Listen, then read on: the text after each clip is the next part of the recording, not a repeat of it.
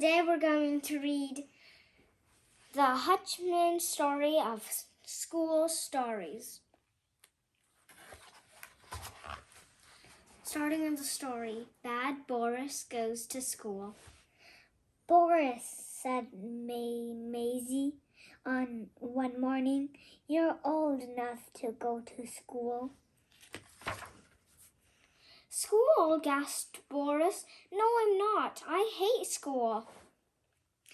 Nonsense, said Maisie. You'll do painting and writing. You'll learn to read and play lots of games. You'll love it. No, I won't, growled Boris. Wish I could go, said the kitten. But Boris just flattened his ears and refused to listen. The next day, they all went out to buy Boris's school things. They bought pencils, a pack of felt tip pens, a painting apron, and a lunchbox.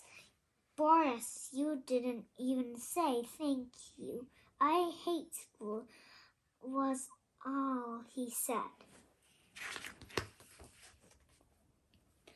But all young elephants must go to school, and soon it was Boris's first day.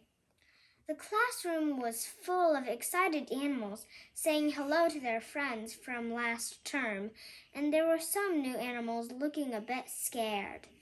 This is Boris, said Maisie to Mrs. Prism, the teacher. When the grown-ups had gone, Mrs. Prism called the noisy animals together. Hush now, she said. You are noisy as a class full of children. Boris found himself next to a small crocodile who couldn't stop crying. Don't cry, he said. I'll look after you. The morning went very quickly. They did painting, then music and movement. First, they pretended to be fire-breathing dragons. Then Mrs. Prism let them choose something for themselves. I'm a tree, cried Boris, swaying in the breeze. At lunchtime, Boris and the crocodile shared their sandwiches. The crocodile ate one of Boris's buns. He was really feeling a lot happier. In the afternoon, they played with sand and water. Mrs. Prism seemed very pleased with Boris. His trunk just was right for cleaning up outside. And for collecting pencils. Boris, said Mrs. Prism, I don't know how I manage without you.